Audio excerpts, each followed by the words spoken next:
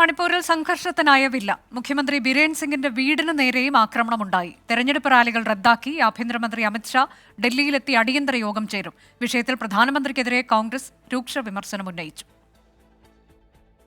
ജിരിബാമിൽ നിന്ന് വിഘടനവാദികൾ തട്ടിക്കൊണ്ടുപോയ കുഞ്ഞുങ്ങളെയും സ്ത്രീകളെയും കൊലപ്പെടുത്തിയതിന് പിന്നാലെയാണ് മണിപ്പൂർ വീണ്ടും സംഘർഷഭരിതമായത്. മുഖ്യമന്ത്രി എൻ ബിരേൻ സിംഗിന്റെയും MLA-മാരുടെയും വീടുകൾക്ക് നേരെ പ്രതിഷേധക്കാർ ആക്രമണം നടത്തി.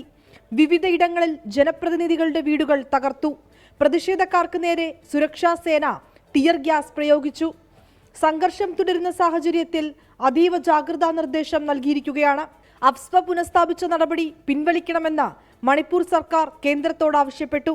തെരഞ്ഞെടുപ്പ് പരിപാടികൾ റദ്ദാക്കി കേന്ദ്ര ആഭ്യന്തരമന്ത്രി അമിത്ഷാ ഉടൻ ഡൽഹിയിലെത്തി അടിയന്തര യോഗം ചേരും. CRPF DGയോട് മണിപ്പൂരിലെത്താനും കേന്ദ്ര ആഭ്യന്തരമന്ത്രി നിർദ്ദേശം നൽകി. സ്ഥിതിഗതികൾ വിലയിരുത്തുന്നതിനായി CRPF DGയുടെ നേതൃത്വത്തിൽ മണിപ്പൂരിൽ പ്രത്യേക യോഗം ചേരും. പ്രധാനമന്ത്രി നരേന്ദ്രമോദി മണിപ്പൂർ സന്ദർശിച്ച് സമാധാനം പുനഃസ്ഥാപിക്കുന്നതിനുള്ള നടപടികൾ സ്വീകരിക്കണമെന്ന് പ്രതിപക്ഷ നേതാവ് രാഹുൽ ഗാന്ധി ആവശ്യപ്പെട്ടു. മണിപ്പൂർ കത്തിയെരിയണമെന്നാണ് BJPയുടെ ആഗ്രഹമെന്ന് കോൺഗ്രസ് ദേശീയ അധ്യക്ഷൻ മല്ലികാർജുൻ ഖാർഗെയും വിമർശിച്ചു. വിനീത VG 24 ഡൽഹി.